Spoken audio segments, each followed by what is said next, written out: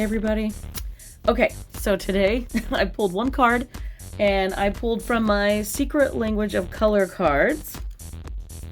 I better open this up because I think you're gonna like this. This was very, very interesting. So I have the Ace of Cups. Ooh, okay, I love this. It's beautiful. It almost looks like the fish is jumping over it, like, or it's no, it looks like a waterfall. Maybe it's swimming around it or through it or something. Oh, and dragonflies. Like, you can see the dragonfly in that. That represents change as much as butterflies do. So dragonflies can be transformation. Looking to see if there's anything else. I love how there's a flower down on the bottom. Oops. Can't see it unless I keep my face behind it. But there's a flower like right down here that is like a bud. It's not quite open yet. And this is like a budding romance, and it's possible. Okay, I hope this is not in a negative way in any way, but I tried to clarify this card.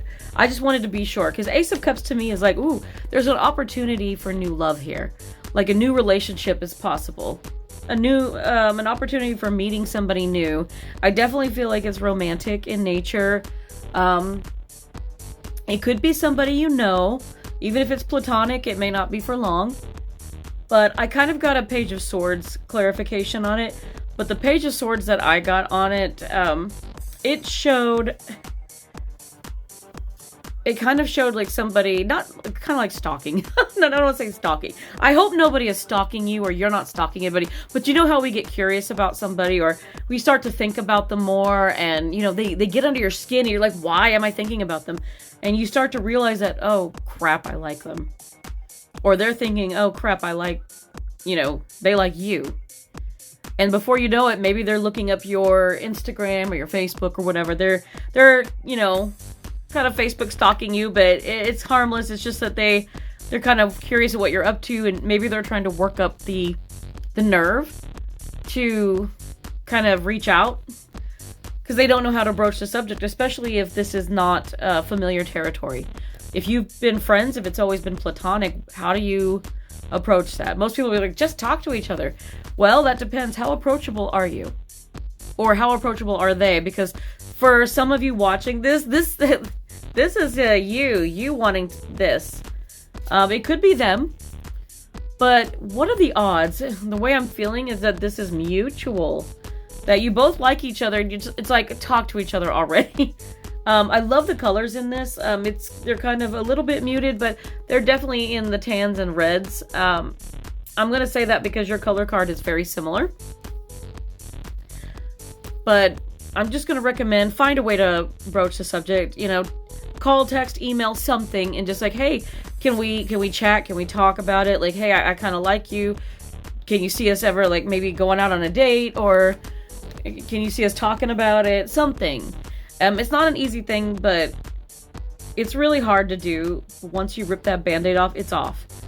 And you're either going to know and you're going to be happy, or you're going to know and it's going to suck. And you can withdraw for a little bit and give space and decide whether, you know, you need to be in this friendship or not. Like, is it going to hurt you to be friends with them, or are you just going to move on? It depends. If it's a good friend, you don't want to lose them, and some people are afraid of ruining those friendships, but this is worth the risk. And I think it's worth the risk in this case for the majority. I'm not going to say that for everybody. Sorry, allergies are... The wind has been crazy here. But I would say the risk might be worth it for majority, but not everybody. I mean, a lot of people may come across this video, and for the majority, it's probably going to be a mutual thing. But there's going to be a handful of you where there's rejection involved on one side or the other. And that's going to happen. It's just going to happen. But that doesn't mean that this card might mean somebody else coming in for you too. So keep an open mind and an open heart about it, okay? If you can. With that said, your color card, get this. Same color aspect. Ooh, look at that. Cherry red. Real cherries, not the fake stuff. Real cherries. And let me look at this. This is number 9. 9 is kind of a hermity. That's the hermit. But cherry, live an extraordinary life. That's what it says at the bottom. So let's read about it. Cherry raises your self-esteem. Oh, funny. And brings sweetness, happiness, and wisdom into your life. It can open your heart and allow you to listen to your heart's desires. Okay. A deep, full color, cherry encourages you to live your life to the max, acting as a magnet that attracts incredible people, opportunities, and abundance into your life. Eat some cherries and transform yourself from ordinary to extraordinary. Well, you heard him. Wear the color in jewelry and clothing, but eat some cherries too. Real cherries, not the fake stuff. Just beware the pits. Be extraordinary. To be alive is amazing. To live life to the max is extraordinary. Today, buy some cherries, taste their sweetness, and make a list of 10 extraordinary things you would like to do in the next year. Make a commitment to living an extraordinary life. After all, what is the worst thing that can happen if you give things a go? You can say you might fail, but if you have not tried, then you have already failed. The truth is that if you follow your dreams, you can only succeed. When you take a chance, you learn, grow, and expand. Give yourself permission to explore and go on an incredible adventure.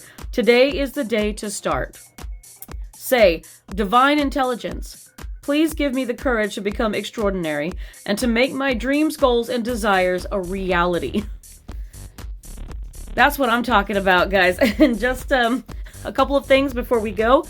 One, I just saw this incredible movie on Netflix last night called The Life List. It's about 2 hours.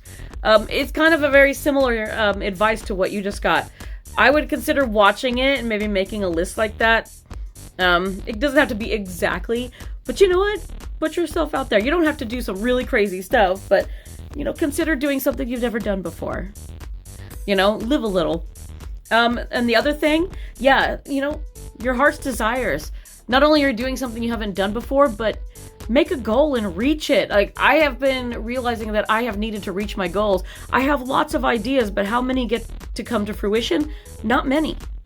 But you know what? I finally made it. I actually finally got some stuff published on Amazon. Can you believe it? These are just notebooks, okay? I actually created in Canva some notebooks.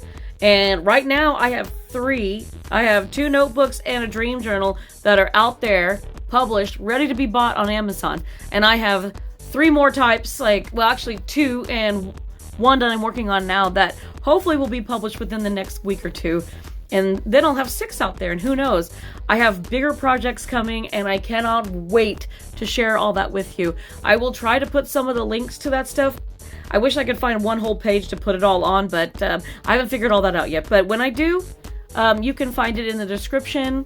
Other than that, though, if I can do it after all these years, you can do it too. So good luck out there.